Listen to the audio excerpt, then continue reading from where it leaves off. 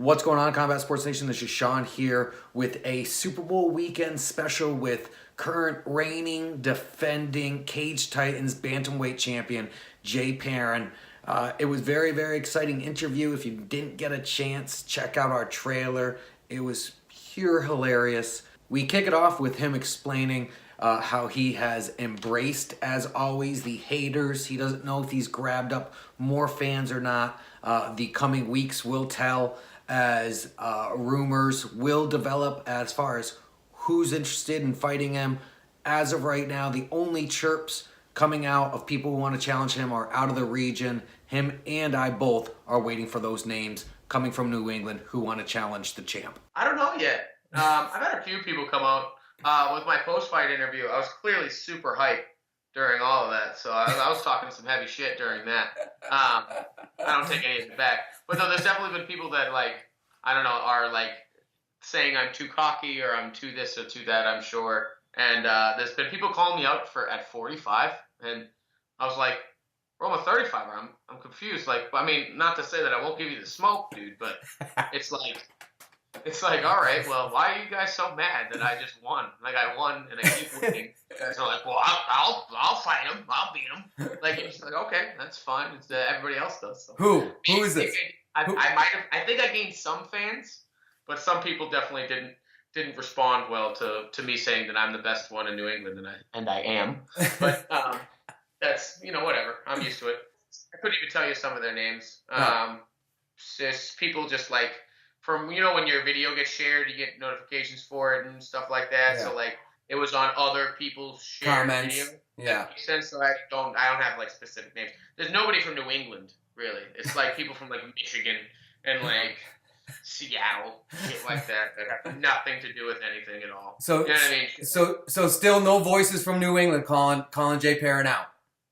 Not yet. I'm sure there will be. You know what I mean? But we'll see where it goes. It's got to make sense, guys. Yeah. You know what I mean? Like, yeah. If it doesn't make any sense and you're just trying to fight me to gain the, like, piggyback off of what's going on with me, then you're probably not going to get a response, dude. You know what I mean? Like, if you're riding a losing streak, or if you're, you know what I mean? Like, yes. you're, shit like that. Yes. I'm not going to fight. I'm not fighting you. Like, yeah. I'm not fighting you because you have a complex. You know what I mean? That's it. You can't say I don't take tough fights. No. I don't want to hear that. You know what I mean? So, do with that information what you will. If it doesn't make sense, I'm not taking the fight. If it does, then we'll talk. You know what I mean? I like Jay Perrin personally. He reminds me a little bit of myself. He'll tell you to go kick rocks and you're being a douchebag if necessary. But at the same time, he'll be willing to take off the shirt off his back to go ahead and help somebody. As a journalist and somebody who covers his career, I think even though he has a swagger that a lot of people would consider cocky, I consider his mindset, if you really listen to him, he has a champion mindset. He just knows that, as he explained, fighting bums is not going to get him anywhere. Fighting tomato cans or whatever term you want to put on it. Jay has the mindset of going forward. The only thing that's going to push him to the next level is fighting guys who also are on their way to the next level. What we now do is we switch gears to discussing his Cage Titans 42 victory against Kin Moy. Now, I really thought that the size difference between Kin Moy and Jay was significant. I've never seen them stand next to each other. And then seeing them in the cage with each other, Jay has said it numerous times. He's just humongous at 35. It's easy for him to make the weight, and he rehydrates well. Of course, Jay was expecting superior striking to what he's seen previous. I asked him if there was anything that did surprise him about his opponent. He did mention he thought Kin was much more bulkier than he's seen in the past, definitely trying to match Jay's strength, or at least bring some strength into the fight, as well as Jay said his explosiveness surprised him as well. He was actually bulkier than I thought he would be. You could tell he definitely worked on getting bigger and trying to be, like, match strength for strength in this fight. That's very difficult to do with me, I feel like, at 35, just because I can make the weight and I rehydrate super well. You know what I mean? So I'm just big. Surprises from him, he was going for a lot of good, like, trips off of the cage. Yeah. You know what I mean? He was using his legs a lot, trying to push me back, so he would clinch and he would push me back a little bit, and he would try and tie up my legs to scoot me down. So his wrestling was actually a lot better than I gave him really a lot of credit for. Mine was better. I think a lot of the strength has to do with it. But he chained together a few good like grappling exchanges. He really, I tried to take his back a couple of times, And he and switched. he wouldn't let me get my hooks in, and honestly, I almost had the rear naked in the fourth, I think it was. I don't remember, but I had it. I had one arm under and around the chin. I had one hand on the shoulder. I might have gotten overzealous, but he fought and he was resilient. And He spun. I think he spun really hard. Yeah. He spun super hard, and I don't think had he done that, he would have been able to get out of that. So he showed, he knew he was in danger. He needed to get out of that fucking hold, and anytime that he needed to, he just his explosiveness was a lot. I would say more surprising than I thought it would be. If that makes sense. Was there something that you did or didn't do that you say, damn, I wish? I wish I committed to longer combinations because I think that my hands were hurting him more than I really gave it credit for. Chaining them together.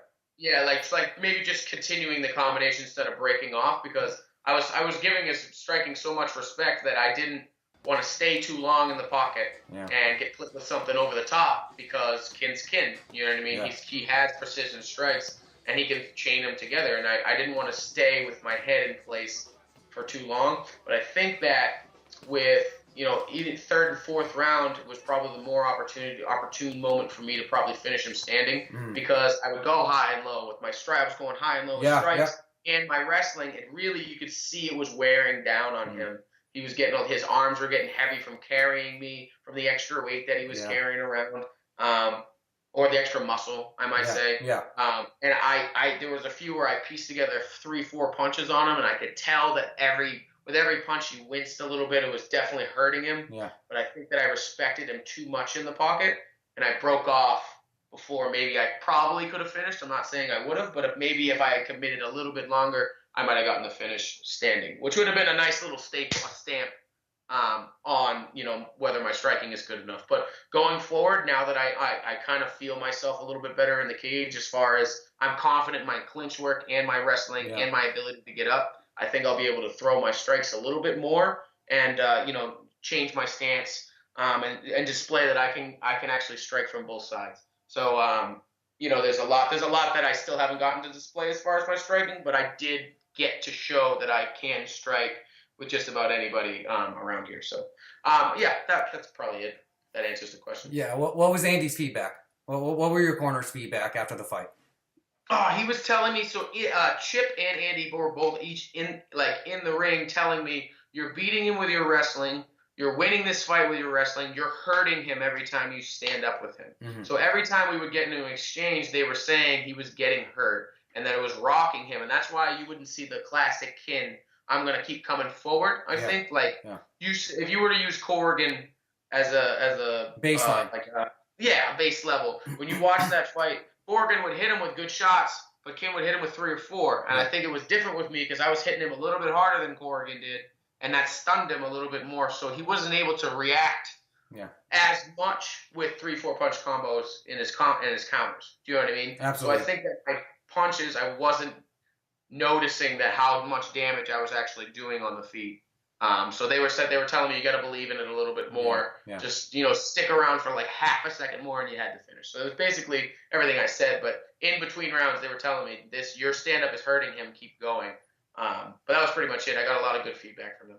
Now, I am by no means a matchmaker. Now, granted, I've had my hand in some fights coming to fruition, but I'm not no matchmaker. But Jay was willing to entertain the conversation of playing matchmaker as we discussed his ranking, and the only other guy I feel in the area that would make sense, the number 1 and the number 2, Jay facing Tony Gravely. Obviously, they're both champions in the largest promotions in the region, CES and Cage Titans. It's not likely to happen, but as a reminder, there was a co-promoted show in the past between the two promotions in Plymouth. You can never say never, because last year at Dana White's Tuesday Night Contender Series, we did get to see 2 champions, one from CES, one from Cage Titans, Chris Curtis and Sean Lally, face each other on a bigger platform outside of the region.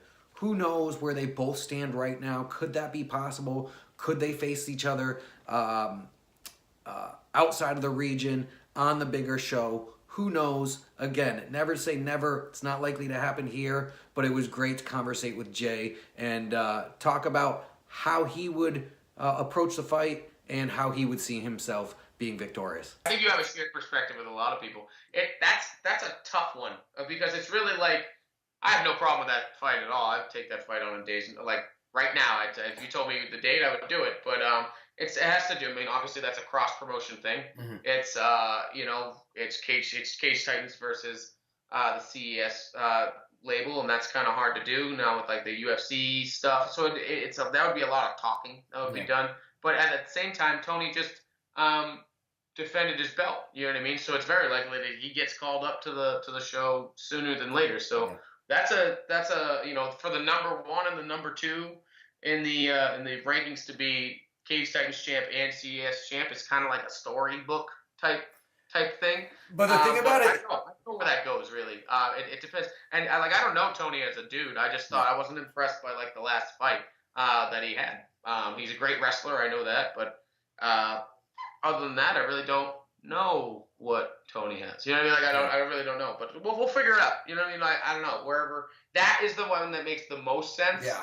But if it can't happen, then I'm not gonna like wait forever. You know, I still need to keep fighting. I need to fight at least 2 more times in the next year. So if it's not in the show, then I gotta get moving. You know what I mean? Find me a contender so that I can fight them. You know what I mean? A contender that doesn't come out of left field. Right. I guess. So I want challenging fights, obviously. But bodies are bodies. You know what I mean? At this point, it's like it doesn't matter to me who it is. So. Whatever. I've made my point, I feel, at this point. You know what I mean? I've made my point as far as tough competition. Without a doubt. It's not that I can't beat tough fighters at this point. I am a tough fighter. I'm number 2 in 5 states. So No, I love it. I don't think I'm 2, but that's what the paper says. So I mean, he's a great wrestler. I'm sure he'd get in on my legs. It's just how well can I defend them? And I think that I'll defend them better than the last guy that did it. You know what I mean? At the very least. I mean, Kin took me down, and that was surprising. And I haven't been taken down like that in a while, but I popped right back up. Good luck keeping me there. You know what I mean? I'm going to get up. Or I'm going to switch the position. So I'm confident when it goes to the ground. Even if it did, I train under one of the best black belts in the world. Yeah. So I'm not worried about it. You know what I mean? I'm not going to sit there and go for a knee bar for 5 minutes. But I'm going to... Just saying. That's just my cup of tea for the day. I don't know. I'm not gonna stay there and do that. I don't fuck with leg locks like that. I guess so. I mean, like I'm not worried about his wrestling. Yeah. You know, it's really shitty when you shoot in and a knee meets your nose. You know what I mean? When I bring one up real quick, that changes the game a little bit. There's ways to beat wrestlers. You know what I mean? So I'm not knocking his wrestling ability. I'm just saying it's not a wrestling match. Yeah. You know, there's other shit that has to be done. And I just don't see how his striking is better than Kin's would be. You know what I mean? I just don't. Correct.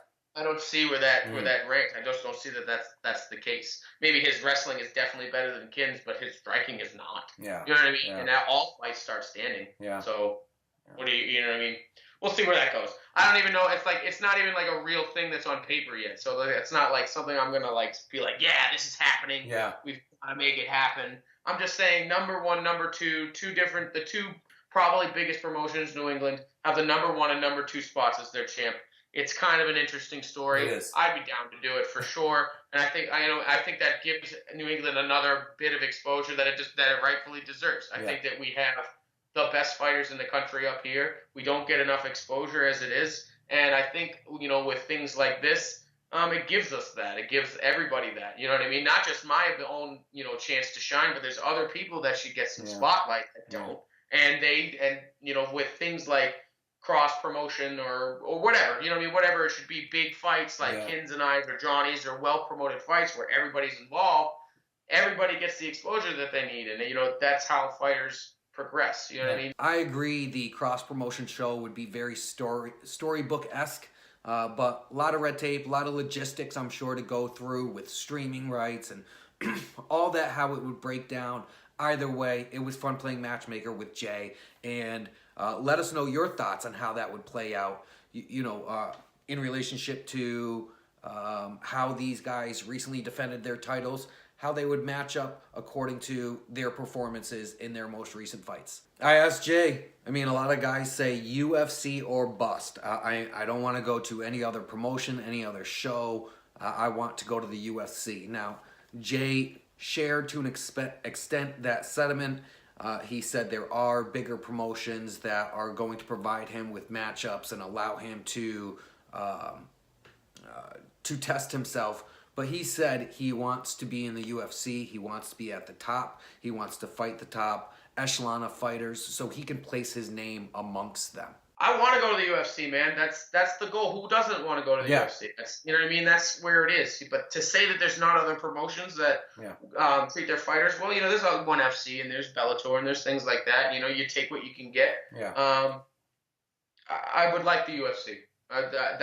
That's my goal. Obviously, it is. It's the best in the world, and then I can place myself up there. Yep. It's kind of like retaining a belt, though. You can get to the UFC, but that doesn't mean that you belong there quite yet. You know what I mean? You can have one fight, but you got to win that fight, and then you got to win the next one to prove that you are actually part of the UFC roster. So that's kind of my goal. I want to do that. I want to prove that I'm up there with the best in the world, man. I don't want it to be debatable, So I don't want to go to another promotion that's like just as big in another area, but not the UFC, to dominate or do well, and then have them say, yeah, but you didn't go to the UFC. You know what I mean? Like, that's, I don't want to hear that. I want to go to the UFC and be like, I fought these people, best in the world. I stayed there. I belong. That's my goal. The crazy thing about it is I've interviewed at least one guy that said, I just want to fight in the UFC once so I could say I did it. Not good enough, bro. That's just not good enough for me. I'm like, no, I don't want to do that. Yeah, it's like, yeah, I did that cool thing like one time, and then people are like, oh, cool. You know what I mean? I don't want that to be my life or my legacy. Like, I worked too damn hard to be like, oh yeah, that's really cool. You know what I mean? Like, I want to be like, yeah, I fight in the UFC. I don't have another job. I fight as a prize fighter, and I travel all around the world. And I get to fight in front of thousands of people. And they'll be like, oh, well, can I have an autograph? Sure. You know what I mean? Like, I want that. You know what I mean? Who doesn't want that? I think that people are humble, but don't act like that's not what you want. You do want that. You know what I mean? So I'm no different than anybody else in that regard. I not the fame per se, but the recognition that I am one of the best people on the planet. That do this. You know what I mean? Like, that does this. So that's my goal. If the UFC is the way to get there, then I'm going there. Now, I thought the size difference between Jay and Kin was significant. But when we started talking about two other fights on the card, one between teammate Jeff Perez and Shane Manley, the other one JoJo and Connor, I'll tell you, Jay and myself both agreed. We had no idea how Shane possibly makes the weight. He dwarfed Jeff. Granted, Jeff said that he wanted the fight that Shane brought to him. He knew that he was going to be tested in the same way that he tested his own opponents, how Jeff was able to be so dominant. Jay and myself, we talk about that. Jay and myself, we agree that Jeff will be back stronger from that fight, and it was just something that he needed to test himself to get better, but it was definitely tough to watch. How he made 46, I don't know. Like, I don't know. Like, I really don't. They weighed the same.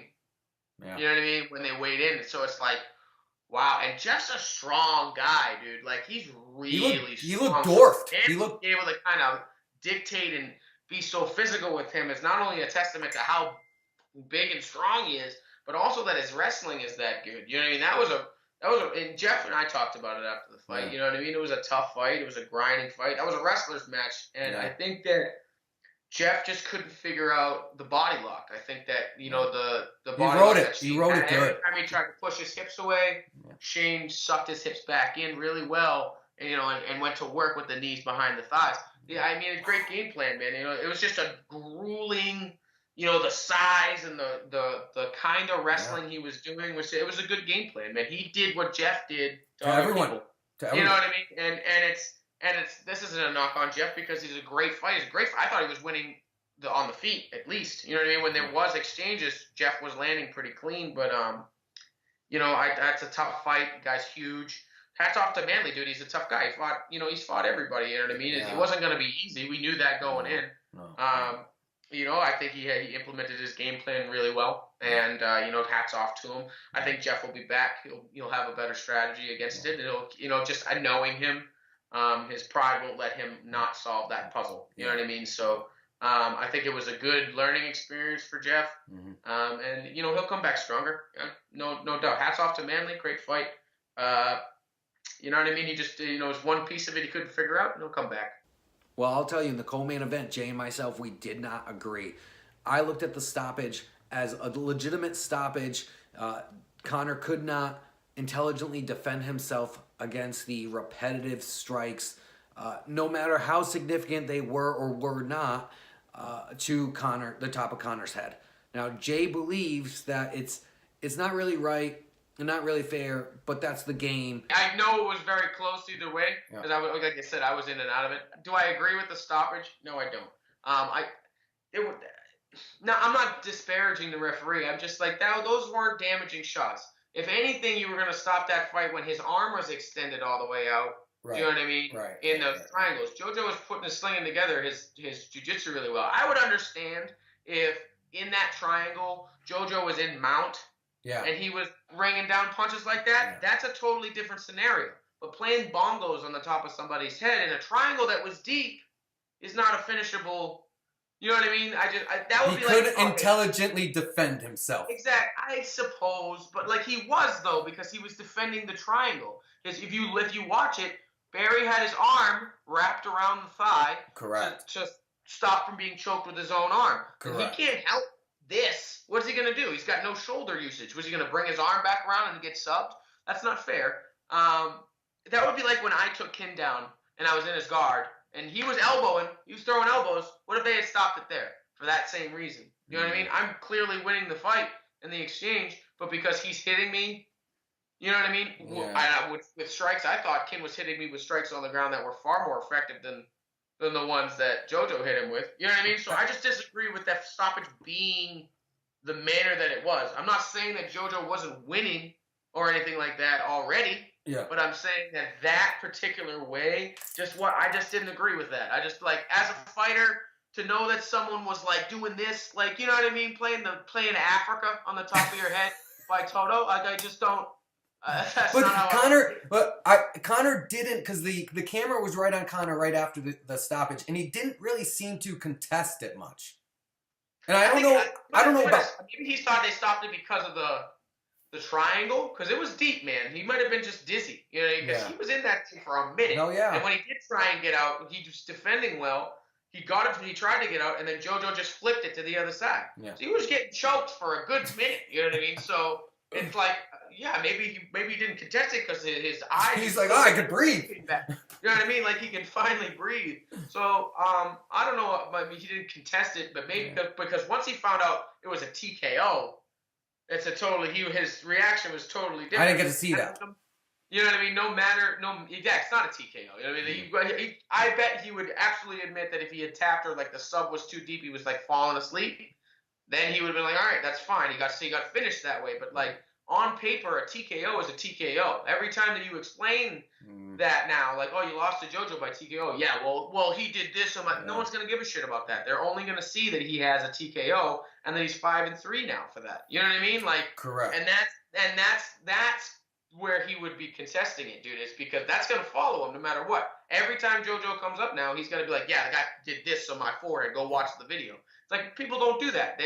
They see what they see, and then they go, well, you got TKO. You know what I mean? You got knocked out, and he really didn't. You know what I mean? That's where me personally, I would be fuck, that's bullshit. It's it's like Blair for me. Yeah. It's I beat the dog shit out of that man, and he got a decision for no reason. I have to go watch the tape. Oh wait, there's no tape. You know what I mean? So post wins. The same thing for me. So I get where the controversy of that is. I'm not disparaging the ref. I like Steve Rita. He's a good guy.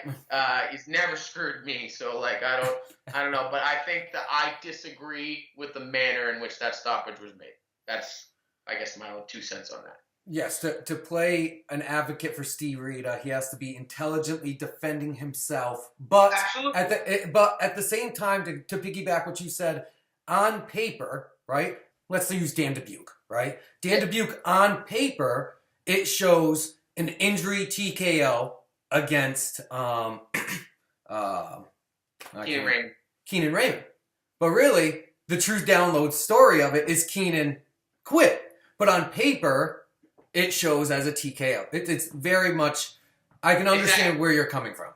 You get what I'm saying? The situation, the way it reads on paper is not how the situation went. You know what I mean? And it's like that sucks because it has to be so black and white as far as records go. But everything has each circumstance is its own. You know what I mean? So that's kind of like where that frustration would lie. I mean, I can't speak for Conor, but like if I'm trying to put myself in his shoes. That's kind of where I see it. That's kind of where I sit with it. Be like that. It's like, dude, no matter what, it's a TKO, but like I didn't. Like that makes it seem like I got fucking shit stomped and I did it. You know what I mean? It's like that's not how it happened. Yeah. So like that's kind of frustrating for it to end that way. You know what I mean? Joe Lozon went after Steve the other day, I guess online somewhere. But it was crazy. But I don't hate Steve. I don't think that I think he's a good ref. Yeah. To the time. I mean, even Herb Dean and all them other people make bad stoppages. It's just about owning up to it. Like, hey, it was a bad stoppage, but whatever. The fight was going to go the way it was going to go either way. You know what I mean? So, I don't know. It's the thing about it is it's over now. You can't contest it. You know what I mean? What are you going to do? We bring it to court? You know? So it's over now. And people got to kind of move on, but I get where the frustration, pardon me, was. We stick with the topic of questionable stoppages as we discuss Dillashaw and Cejudo's stoppage by Kevin McDonald, most recently on ESPN. Now, give a listen. Tell me if you agree when Jay believes a stoppage should have taken place, and why, when the stoppage was taking place, it seems a little questionable. We also fast forward to the end of 2019, and we look back and reflect on what Jay's vision of the year will be and his hopes of what we'll be talking about at the end of the year. Cejudo knocked him cold. That was a good shot. To say that he did, I knew something was wrong when Cejudo physically pushed TJ over. Yeah. I was like, that's not good. That shouldn't be happening. So I think that the cut did get to him. Was he out? I don't know, because wrestlers are tricky in that he could have been out, but still moving. Yeah. Do you know what I mean? But still, like, they'll keep going. If they're not cold out, their bodies just know what to do. Yeah. He went into wrestling mode. Was he in on a single? Yes, he was. But was he there? Was he clear? We can't tell from that. You know what I mean? Because he was scrambling, we can't tell if he was clear or not. Yeah. Had he gotten up, we can't say that Cejudo doesn't crack him again and he goes right back down. But he was in on a single. So as far as like the rule of intelligently defending yourself goes, he was. I don't see where that is not intelligently defending yourself. Correct. Did he get croaked more than one time? Absolutely. It's just it's kind of like when Uriah Faber fought Renan Barão and he gave the thumbs up. Do you know what I mean? That he was okay. Yeah. And he was in on a single and they still stopped it. Do you know what I mean? People were like, I don't really know why. You know what I mean? Yeah. TJ was more rocks than that, but you get you get the point that there was activity towards defense in that scenario, and that's when it got stopped. Not when had it got stopped when he went donk and went down. Then nobody been like, all right, he went out. You know what I mean? His eyes were clearly rolled in the replay. You could see it. Had they been like, all right, we're done here, then you really can't make the argument. But because they let it go forward and they stopped it when he had his hands clasped around his legs, it's kind of hard to say whether or not he was going to be able to recover out of it. We've seen Eddie Alvarez get literally like thrown across the ring, and then they didn't stop it, like bump, like Frankie Edgar did a somersault one time. You know what I mean? They didn't stop that, and that was against Gray Maynard. That was a way long time ago. Twice. And they didn't stop that, but TJ's in on a single. Yeah. He gets stopped for that. You get what I mean? So it's like tough. It's tough. Either way, we still love Kevin McDonald. Intelligently defending yourself in that. That's I guess I'm a TJ fan, so I'm biased. So take that for what you will. So we're fast forward December 2019. What are we talking about? God damn it, if I'm not in the UFC by the end of the year, I'm going to be pissed. I'm going to be so mad. I'm going to throw a temper tantrum. That's all I know. I'm going to stomp my feet. And hopefully, I can get 2 more in. Get to 10-3. It sounds better. Yeah. 10-3 going into the UFC. If not, then I get the call. Then I'm getting the call. I'm going for it. You know what I mean? I'm not going to not go for it. We'll see where it goes, man. Like I said, Polver, me, crew, we're all going to sit down in a couple of weeks because they got a trip that they're going out on or something that they're doing, and they're going to talk about what's next for me. I trust crew and all my coaches to kind of know what's right for me, and Polver's always got my back. So I'm sure whatever they come up with is going to be good for my career, and then, you guys will be the first to know. Perfect. Fist bump. Fist bump. Boom. Bang. Thank you, my friend. Double shooter. Personal training with Savage Perrin. I just won another title, so come pay me to teach you to punch stuff. There you go. Let's flash the social media right below. What is it? My social media is Instagram. It's Savage_Perrin23. You can catch me on Snapchat. It's Ninja Skills _234. And then you can find me Jason Patrick on Facebook. Don't inbox me if you're from like Oregon asking me to train you. I can't do that. You know what I mean? So other than that, guys, I'll see you later. If you want, catch me in Nashville title. I'll see you then. Thank you. Later. Peace. Boom, there you have it, Combat Sports Nation, our Super Bowl weekend special with Cage Titans Bantamweight defending champion Jay Perrin. I greatly appreciate his time. At this point, our interviews are more like 2 friends shooting the shit. Doesn't really feel like interviews any longer. So I appreciate, Jay, your time specifically. In addition to that, I hope you guys are enjoying the new format, as I'm trying to add more context in the questions as well as the answers of my interviews. Once again, Combat Sports Nation, as always, like, subscribe, follow us on social media. We greatly appreciate your support. And stay tuned. Follow us on Instagram. Watch us on YouTube. Check us out on Facebook. Visit us on Twitter. And stay tuned.